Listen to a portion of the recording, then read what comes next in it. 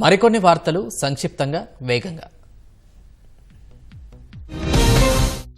52 ఏళ్ల వయసులో విశాఖ నుంచి కాకినాడకు 150 కిలోమీటర్లు ఈది రికార్డు సృష్టించిన గోలి శ్యామలను ముఖ్యమంత్రి చంద్రబాబు, మంత్రి లోకేష్ ప్రశంసించారు. ఆమె అసాధారణమైన ధైర్యం, దృఢ సంకల్పం స్ఫూర్తిదాయకమని కొనియాడారు. 5 నుంచి 15 ఏళ్ల మధ్య వయసున్న విద్యార్థులకు 90,000 కళ్లద్దాలు పంపిణీ చేయాలని వైద్యారోగ్య శాఖ మంత్రి సత్యకుమార్ ఆదేశించారు. నేషనల్ హెల్త్ మిషన్ కింద అమలవుతున్న కార్యక్రమాలపై మంగళగిరిలో సమీక్షించారు. 45 ఏళ్లు పైబడిన గ్రామీణులందరికీ ఉచిత కంటి పరీక్షలు చేసేలా కార్యాచరణ రూపొందించాలన్నారు. సీఎం చంద్రబాబును విమర్శించే స్థాయి జగన్కు లేదని మంత్రి సవిత అన్నారు. సామాజిక మాధ్యమాల్లో చంద్రబాబుపై విమర్శలు చేయడం మానుకోవాలని హితవు పలికారు.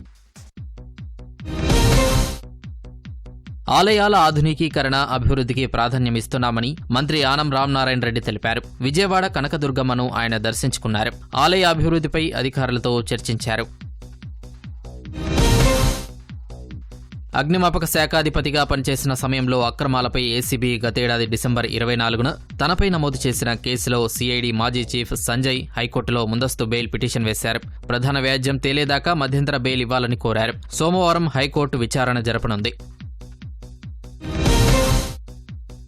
Kannada culture department director Dharanidevi, joint directors academy చైర్పర్సన్స్తో AP state creativity and culture commission chairperson Tejaswi Podapati సమావేశమయ్యారు. ఏపీలో కళలు, కళాకారులను, సంస్కృతిని ప్రోత్సహించడంలో కన్నడ కల్చర్ డిపార్ట్మెంట్ అధ్యయనం ఉపయోగపడుతుందని ఆమె తెలిపారు.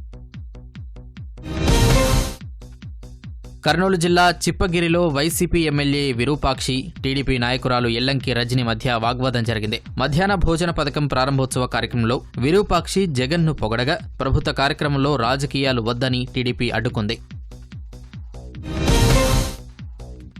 రాష్ట్రంలో జీవోలు ఇంగ్లీష్తో పాటు తెలుగులోనూ అందుబాటులోకి తేవాలన్న ప్రభుత్వ నిర్ణయాన్ని కాంగ్రెస్ నేత తులసిరెడ్డి స్వాగతించారు. తెలుగు భాషాభివృద్ధికి ఈ నిర్ణయం ఒక ముందడుగని కొనియాడారు.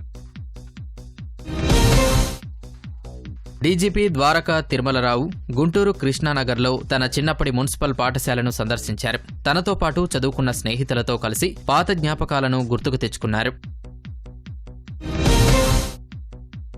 జనవరి 19న విజయవాడ తుమ్మలపల్లి కళాక్షేత్రంలో గిరిజన ఆదివాసీ సమ్మేళన మహాసభను నిర్వహిస్తున్నామని ఎస్టీ కమిషన్ సభ్యుడు శంకర్ నాయక్ తెలిపారు. సంబంధిత గోడపత్రిక ఆవిష్కరించారు. ముఖ్య అతిథిగా మాజీ ఉపరాష్ట్రపతి వెంకయ్యనాయుడు హాజరవుతారు. శ్రీ వీరబ్రహ్మేంద్ర స్వామి మఠంలో సమాధులు తొలగించడం నేరపూరిత చర్య అని వీరబ్రహ్మేంద్ర స్వామి ప్రచార పరిషత్ అధ్యక్షుడు శ్రీనివాసులు మండిపడ్డారు. సమాధులను రాత్రికి రాత్రి అక్రమంగా తొలగించిన దేవాదాయ ఉద్యోగి బాలాజీపై చర్యలు తీసుకోవాలన్నారు. విజయనగరం జిల్లా చీపురుపల్లిలో శ్రీ మానసదేవి అమ్మవారిని సినీ నటుడు సుమన్ దర్శించుకున్నారు. అనంతరం గోల్డ్ ట్రీ డెవలపర్ రాజశేఖర్ ఎస్టేట్లో ఉన్న గోశాలను సందర్శించారు. నంద్యాల సమీపంలోని అయ్యలూరు మెట్ట వద్ద గంజాయి విక్రయిస్తున్న ముగ్గురిని పోలీసులు పట్టుకున్నారు. 5 కిలోల గంజాయిని స్వాధీనం చేసుకున్నారు. వైఎస్సార్ జిల్లా బ్రహ్మంగారి మఠంలో ఇంటి విషయమై 2 వర్గాల మధ్య నెలకొన్న వివాదం ఉద్రిక్తతకు దారితీసింది. ఒక వర్గానికి అనుకూలంగా కొందరు 2 వాహనాల్లో రాగా మరో వర్గం వారిని వెంబడించి తరిమికొట్టారు. నెల్లూరు జిల్లాలో ప్యారిస్ అమ్మాయి, తెలుగబ్బాయి ఒకటయ్యారు. ప్యారిస్లో స్థిరపడిన అఖిల్ శ్రీనివాస్ అక్కడ అలిసన్ను ప్రేమించారు. భారత్కు వచ్చి బిట్రగుంట ఆలయంలో హిందూ సాంప్రదాయ ప్రకారం ఇద్దరు వివాహం చేసుకున్నారు.